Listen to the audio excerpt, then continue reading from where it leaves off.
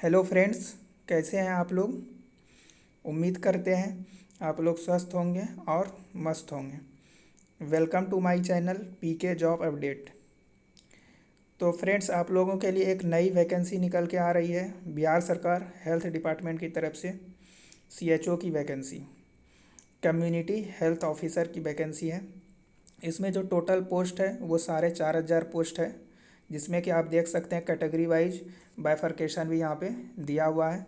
जैसे कि जनरल में 979 पोस्ट है, ईडब्ल्यूएस में 245 पोस्ट है। इसी तरह से अलग अलग कैटेगरी का भी बाइफर्केशन दिया गया है। तो इस वीडियो में हम लोग डिस्कस करेंगे, जो भी इम्पोर्टेंट पॉइंट है उसको हमने हाईलाइट करके रखा हुआ है। तो इस वीडियो में हम डिस्कस करेंगे कि क्या इसके लिए एलिजिबिलिटी क्राइटेरिया है और एज लिमिट क्या है और इसका सिलेक्शन प्रोसेस क्या रहने वाला है।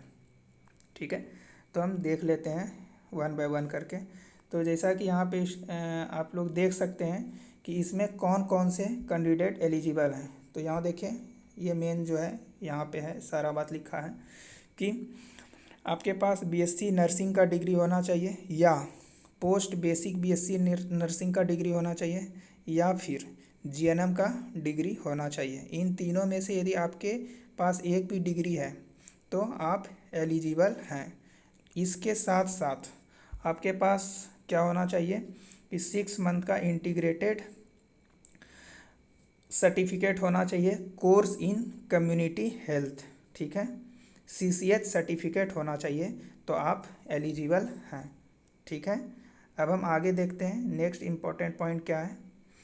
तो आगे जो है आपको इसमें बताया गया है कि आपको जो इस पोस्ट के लिए सैलरी कितने रहने वाली है। तो सीएचओ के पोस्ट के लिए जो आपका सैलरी रहेगा, क्योंकि ये वैकेंसी क्या है संविदा पे है, तो इसमें टोटल जो आपको सैलरी दिया जाएगा वो 40,000 दिया जाएगा, जिसमें कि आपको 32,000 फिक्स्ड अमाउंट है और बाकी ये 8,000 जो है वो परफॉर्मेंस लिंक पेमेंट के बेसिस पे दिया जाएगा। ठीक है, तो ये डिपेंड करता है परफॉर्मेंस के बेस पे। ठीक है, नेक्स्ट इम्पॉर्टेंट पॉइंट क्या है इसमें कि जो कट ऑफ डेट है, मतलब एज लिमिट जो काउंट किया जाएगा वो 1 अप्रैल 2025 के हिसाब से काउंट किया जाएगा। मीन्स जैसे हम बात करें कि न्यूनतम एज वो 21 साल होती है, तो जिसका 1 अप्रैल 2025 तक 21 साल हो जाएगा तो वो कैंडिडेट इस फॉर्म को फिल कर सकते हैं।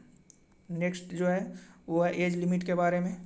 तो जो न्यूनतम एज लिमिट है वो 21 ईयर्स है और मैक्सिमम एज लिमिट जो है वो क्या है, जनरल कैटेगरी के लिए 37 ईयर्स है।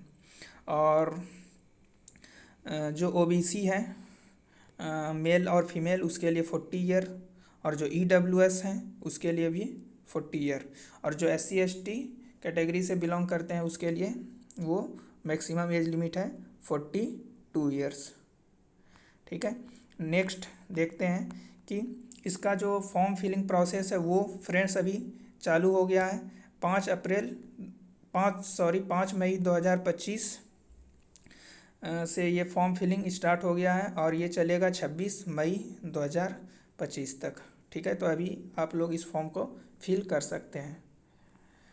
और ये वैकेंसी जो है वो संविदा के आधार पे निकाली गई है, बट बिहार में संविदा मतलब परमानेंट सरकारी नौकरी ही है, क्योंकि इसमें देखिए लिखा हुआ है कि संतोषप्रद कार्य एवं सेवा के आधार पर संविदा अवधि को 60 वर्ष की आयु तक के लिए जो है स्वीकृति होने एवं राशि उपलब्ध रहने में से जो भी पहले हो तक की अवधि के लिए विस्तारित किया जाएगा। ठीक है, तो ये जो है आप यदि एक बार सेलेक्ट हो जाते हैं इसमें तो आपकी परमानेंट 60 ईयर तक ये जॉब रहेगी।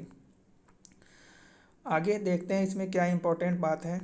जो अब बात करते हैं रिजर्वेशन, तो रिजर्वेशन उसी को मिलेगा जो कि बिहार के अस्थाई निवासी हैं। ठीक है, तो फॉर्म फिल करने के लिए आपको कुछ डॉक्यूमेंट जो है वो बनवा लेना चाहिए, जो कि आपको अंचल से आपको बनवाना पड़ेगा। जैसे बात करें तो आपके लिए मेन क्या है, डोमिसाइल सर्टिफिकेट आपको चाहिए, और कास्ट सर्टिफिकेट चाहिए। तो जैसे कोई SC ST कैटेगरी से है तो उसको जो है कास्ट सर्टिफिकेट और डोमिसाइल बनवाना पड़ेगा, ठीक है। जैसे कोई OBC कैटेगरी से है तो उसको जो है डोमिसाइल और यहाँ पे NCL, उन लोग को NCL सर्टिफिकेट बनवाना पड़ेगा। और जो EWS कैटेगरी से है तो उसको भी डोमिसाइल तो देना ही है, और उसके लिए जो है आय एवं परिसंपत्ति प्रमाण पत्र चाहिए, ठीक है। तो जिसको भी आरक्षण का लाभ लेना है तो उनको क्या करना होगा, ये सभी डॉक्यूमेंट बनवा के फॉर्म फिलिंग के प्रोसेस में ये सभी लगाना पड़ेगा, ठीक है। आगे देखते हैं। नेक्स्ट इम्पॉर्टेंट बात क्या है कि आवेदन शुल्क। तो आप ऑनलाइन अप्लाई करेंगे और ऑनलाइन पेमेंट करेंगे। तो इसमें जो जनरल कैटेगरी के हैं और जो OBC कैटेगरी के हैं तो उनको जो एग्ज़ाम फॉर्म फ़ी जो है वो कितना है, 500 है। और जो SC ST कैटेगरी से बिलोंग करते हैं और बिहार के अस्थायी निवासी हैं उसको जो है 125।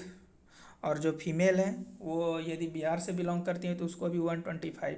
और जो अदर स्टेट वाले हैं चाहे वो मेल हो या फीमेल हो उसको फॉर्म का फ़ी जो है वो 500 रुपीज़ ही लगने वाला है, ठीक है। और जो PH कैटेगरी है उसको भी कितना लगेगा, 125 रुपीज़। नेक्स्ट बात करते हैं सिलेक्शन प्रोसेस। तो सिलेक्शन जो है वो आपका CBT के बेस्ड पे होगा, कंप्यूटर बेस्ड टेस्ट होगा जो कि 100 मार्क्स का रहने वाला है, ठीक है। और इसी CBT के बेस पे आपकी मेरिट लिस्ट बनाई जाएगी। तो इसका सिलेबस क्या होगा फ्रेंड्स, तो देखिए इसमें आपको जनरल नॉलेज पूछे जाएंगे 20 क्वेश्चन, और रीजनिंग पूछे जाएंगे 20 क्वेश्चन, और एप्टीट्यूड पूछे जाएंगे 20 क्वेश्चन। और ये तीनों कैटेगरी जो है उसमें हर कैटेगरी में 20 क्वेश्चन पूछे जाएंगे और हर क्वेश्चन 1 मार्क्स का होगा। और नेक्स्ट जो है टेक्निकल एबिलिटी है। तो टेक्निकल एबिलिटी जो आपने कोर्स किया है, जैसे किसी के पास BSc नर्सिंग का डिग्री है या फिर किसी के पास GNM का डिग्री है, तो उस कोर्स के ड्यूरेशन में जो आपने पढ़ाई किया है उससे आपके 20 क्वेश्चंस पूछे जाएंगे, और वो 20 क्वेश्चन 2 मार्क्स का रहने वाला है। तो कितना हो गया, यहाँ पे 40 मार्क्स हो गया और इधर तीनों को मिला के 60 मार्क्स हो गया। तो टोटल 100 मार्क्स का आपका CBT होने वाला है। और टोटल नंबर ऑफ क्वेश्चन की बात करें तो वो कितना होगा, 80 हो जाएगा। और टोटल इसके लिए कितना टाइम दिया जाएगा आपको, 2 आवर्स का टाइम दिया जाएगा आपको, ठीक है। यहाँ पे लिखा है देखिए, परीक्षा की अवधि 2 घंटे की रहने वाली है। अच्छा, यहाँ पे यदि बहुत ज़्यादा कैंडिडेट फॉर्म फिल कर देते हैं तो आपको एक से अधिक शिफ्ट में पेपर कराया जाएगा, और उसके बाद जो नॉर्मलाइजेशन का प्रोसेस रहेगा वो रखा जाएगा। अब जो CBT में जो उत्तीर्ण छात्र हैं उसके बेसिस पे मेरिट बनेगा, और उसमें जो है 1:2.5 के रेशियो में आपको DV के लिए बुलाया जाएगा। 1:2.5 का मतलब क्या हुआ कि जैसे मान लीजिए 100 वैकेंसी है तो DV के लिए कितने लोगों को बुलाया जाएगा, 250 कैंडिडेट को DV के लिए बुलाया जाएगा। यदि किसी कैंडिडेट का मार्क्स CBT में 30% से कम हो जाता है तो वो डिसक्वालीफाई कर जाएंगे, ठीक है। तो 30% से कम मार्क्स भी नहीं होना चाहिए, ठीक है। नेक्स्ट हम आगे बात करते हैं इम्पोर्टेंट क्या है। इसके बाद जो इम्पोर्टेंट है वो क्या है, DV में ये सारा डॉक्यूमेंट आपको लेके जाना है। तो इसके लिए हम लास्ट में जब इसका रिजल्ट आ जाएगा तो हम एक फिर से फ्रेश वीडियो बना देंगे जिसमें हम आपको टोटल बता देंगे कि क्या क्या आपको इम्पोर्टेंट डॉक्यूमेंट ले करके DV में जाना है।